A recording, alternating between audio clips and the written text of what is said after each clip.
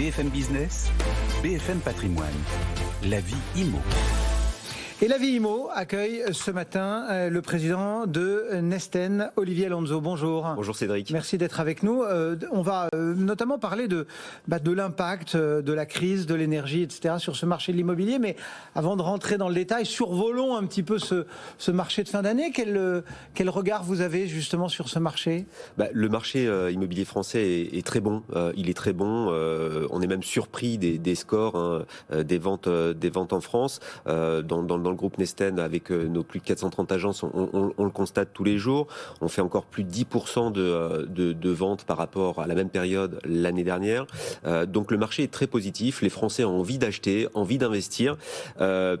Mais effectivement, il y a quelques problématiques, et notamment le DPE et aussi cet enjeu de rénovation du bâtiment en France, qui est une véritable complexité aujourd'hui. Donc le marché se tient, les prix également Alors les prix se tiennent, il n'y a pas d'effondrement des prix, il n'y a pas d'envolée des prix. Je dirais que tout est assez stable, tout est bien maintenu. Cette motivation des Français, ces coûts du crédit qui restent toujours très bas. C'est effectivement quelques exodes que l'on a eu pendant le Covid ou après Covid, mais qui s'est pas traduit non plus par des milliers de personnes qui ont quitté les grandes villes pour aller en campagne. Mais finalement, un marché très dynamique, rassurant. Les Français ont le moral. Et quand ils ont le moral, ils achètent de l'immobilier. C'est juste ces déplacements. Effectivement, pas d'exode, mais l'un de vos confrères, cité régulièrement par Marie, Cœur de Roi, parle de saut de puce urbain. En clair, ceux qui étaient dans l'ultra-centre, qui partent en première couronne, ceux qui étaient en première couronne, qui partent... Enfin, vous voyez ce que je veux dire. Ce mécanisme, vous le sentez aussi, vous ? Alors, en réalité, je corrobore complètement. On a vu pendant la pleine crise du Covid, les demandes de maisons ou d'appartements avec terrasse exploser sur nos sites Nesten. C'était vraiment un engouement total. Et on a vu ces sauts de puce. Alors, ça s'est pas traduit dans les faits par des milliers de Français qui ont déménagé, mais parce qu'en réalité, il y a des vraies problématiques de changement d'école. Le télétravail était très développé à un moment donné. Les entreprises ont vite compris que ça pouvait pas durer pour tous les types de profils. Et puis certains salariés voulaient aussi revenir. Et puis certains salariés voulaient retrouver l'ambiance de la boîte parce qu'effectivement, c'était plus convivial. Et donc finalement, on a vu quand même malgré tout quelques exodes sur du périurbain, voilà, recherchant des surfaces un peu plus grandes avec des terrasses, des petits jardins, etc. Ce qui n'a pas été sans conséquence aussi sur le marché et sur l'offre, puisqu'on a vu que dans les deuxième, troisième couronnes où on avait quand même beaucoup plus de biens disponibles, ça a commencé à se tendre. Ça s'est raréfié un peu. Ça s'est raréfié et les prix ont un petit peu quand même monté. Bon, alors effectivement, on a pas mal de sujets sur la planche ce matin. On commence par quoi ? Par cet impact de la crise de l'énergie. Est-ce qu'aujourd'hui, vraiment, la valeur verte, parce que jusqu'à présent, la valeur verte d'un logement, on disait dès qu'il y a un peu de tension sur le marché, en clair, c'est mis aux oubliettes. Ça a changé, ça ? Ça a changé dans la mesure du fait où le législateur a mis en place le DPE, j'appellerais renforcé, avec vous savez, quand vous faites votre diagnostic, quand vous voulez vendre un bien immobilier ou le louer, avec des fameuses lettres de A à G. Oui, comme les lave-vaisselle. Voilà, comme les lave-vaisselle. Et le gouvernement a dit, c'est fini, on ne veut plus de passoires thermiques, puisqu'effectivement, on est dans cette loi climat qui effectivement tend à rénover les bâtiments et avoir des conditions beaucoup plus saines pour les occupants. Et donc avec des contraintes en disant, voilà, tous ceux qui auront une lettre G à partir de 2025 ne pourront, pour les bailleurs, par exemple, ne pourront plus louer leur logement s'ils ne sont pas rénovés. Pour 2028, la lettre F, ne pourront plus louer. Et là effectivement, ça pose de vraies problématiques. Alors, des problématiques, pourquoi ? D'abord, le point positif du DPE, c'est quand même, on va dire quand même des choses positives. Il est plus lisible pour le particulier quand il achète un bien immobilier. Il voit clairement sa lettre, il voit clairement sa consommation financière.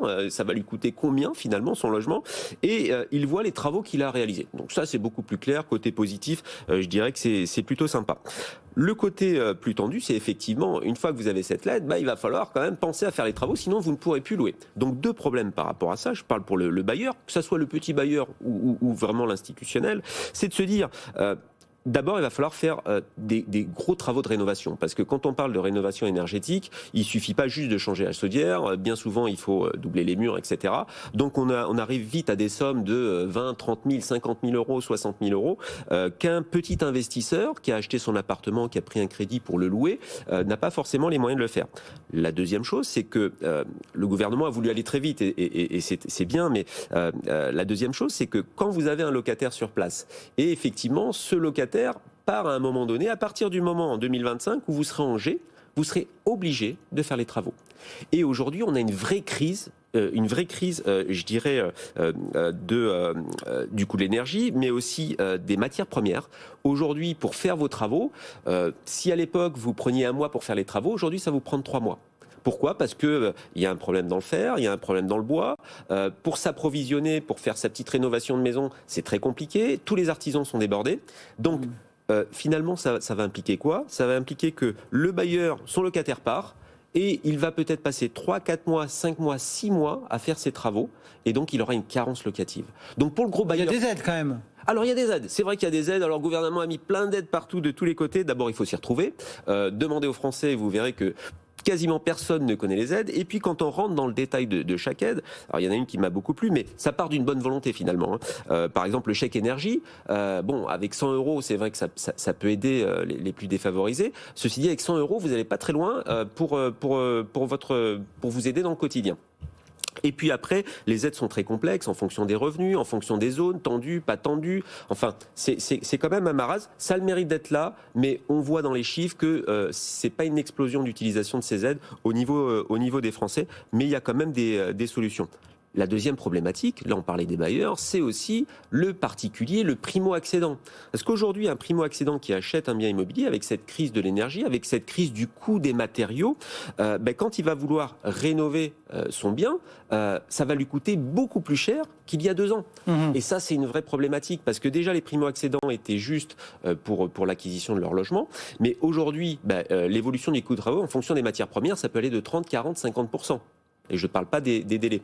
Je vous prends un exemple. Si vous voulez faire votre terrasse en bois, le coût de l'IP, le bois lipé... C'est du bois exotique, ouais. C'est du bois exotique, voilà. Vous le payez il y a 1 an, 70 euros le mètre carré. Aujourd'hui, il est à plus de 120 euros le mètre carré. Donc, ça a quand même un impact significatif pour les Français. Tout ça dans un contexte où on a un timing très serré, parce que 2025-2028, c'est demain. Donc on doit rénover rapidement, en tout cas pour la partie locative. Et effectivement, on a des aides qui sont là, mais pas trop utilisées. Alors c'est vrai que quand on creuse cette situation, on pourrait se dire qu'est-ce qu'on peut faire aujourd'hui ? Moi, je vois 2 axes finalement qui pourraient être étudiés. C'est effectivement déjà doubler le plafond du déficit foncier pour encourager. Et ça, c'est une proposition, une demande qu'on entend de plus en plus souvent. Oui, parce qu'elle est simple. Voilà, elle est simple. Bon, bien sûr, il faut réaliser au moins 40% des travaux à destination de la rénovation énergétique, on est d'accord, c'est pas pour faire sa piscine, mais ça c'est le premier point. Et puis j'ai envie de dire, ce qui pourrait être intéressant, c'est de travailler sur par exemple une Denormandie un petit peu améliorée. Le problème de la Denormandie aujourd'hui, d'abord au-delà de la zone, c'est qu'il faut quand même réaliser 25% du montant de l'acquisition en travaux. Donc, je prends un exemple simple. Vous achetez un petit appartement pour du locatif pour vous-même qui vaut 200 000 euros. Il faut réaliser 50 000 euros de travaux. Donc, tout le monde n'a pas les moyens de réaliser 50 000 euros. Et puis, l'appartement ne vaut pas forcément 250 000 euros. Et l'appartement ne vaut pas forcément. Donc, on est décalé vis-à-vis du marché. Donc, l'idée, ça serait peut-être faire une Denormandie déjà adaptée, peut-être en disant on ne demande pas 25%, mais 15%. Déjà, c'est beaucoup. Je reprends ce même exemple, 200 000 euros. 15%, on est à 30 000 euros, c'est beaucoup plus raisonnable pour un particulier et pour le coût de son logement. Et puis après, l'étendre, alors uniquement sur les lettres G, parce que en fait, le vrai problème, c'est la lettre G qui arrive, 2025, c'est demain. On va avoir un gros problème, parce que finalement, si personne ne fait rien... Il y a des centaines de milliers de biens qui ne seront plus mis à la location. Ouais. Parce qu'un petit bailleur, qu'est-ce qu'il va faire ? Il va dire, c'est trop compliqué, je le mets en vente. Et du coup, déjà qu'on a une pénurie, on a 40% de locataires en France, on a du mal à trouver des logements, surtout dans les zones tendues, mais même ailleurs, en location, on va se retrouver avec un manque de logements. Et là, il va y avoir une vraie crise, puisque le neuf n'arrive pas à suivre malheureusement. On va se retrouver avec une vraie crise de manque de logement. Donc, il y a une urgence, selon moi, pour faire quelque chose. D'autant que ce prix de la rénovation que vous indiquez, plusieurs dizaines de milliers d'euros, ça va tant que vous avez des appartements à 200 000 ou plus dans des grandes métropoles. Oui. Mais si on prend un bien immobilier dans une petite ou moyenne ville française, le coût des travaux restera le même à un pouillème près, Oui. mais le prix de l'appartement, lui, il sera plutôt dans les 60 ou 70 000 euros. Exactement. En fait, Et là, ça devient déraisonnable. Et là, ça devient déraisonnable. Par exemple, nous, on fait chez Nesten, plus de 18 000 transactions par an. Donc, on a une bonne vision aussi de ce qui se passe en campagne et dans les villes plus petites. Et quand vous achetez un appartement à 90 000 euros, effectivement. Il faut mettre 50 000 euros de travaux. 50 000 ou 60 000 euros de travaux, ça n'a plus de sens économique. En tout cas, l'appartement, il est irrevendable, si vous voulez. Ou alors, il faudra attendre 20 ou 30 ans, effectivement, que le marché évolue. Donc on est vraiment sur cette problématique, en plus, qui un peu contredit la volonté des Français à sortir des grandes villes, pour acheter plus grand, pour trouver des Ça veut dire qu'il faudrait allonger, enfin, il y a quelques mesures comme le déficit foncier, mais c'est-à-dire qu'il faudrait peut-être aussi allonger un petit peu la foulée, enfin, nous, notre proposition... sans mettre sur 10 ans, parce que, bien évidemment, on imagine que ça n'a pas de... Et puis, le de Normandie, de dire, voilà, faites 15% du prix du bien de travaux, et effectivement, on participera à une réduction d'impôt sur le délai classique 6, 9 ou 12 ans.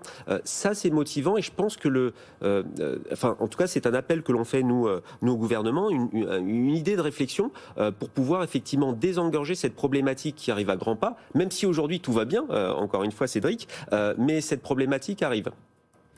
Merci beaucoup d'être passé nous voir, Olivier Alonso, pour Nesten. À très bientôt.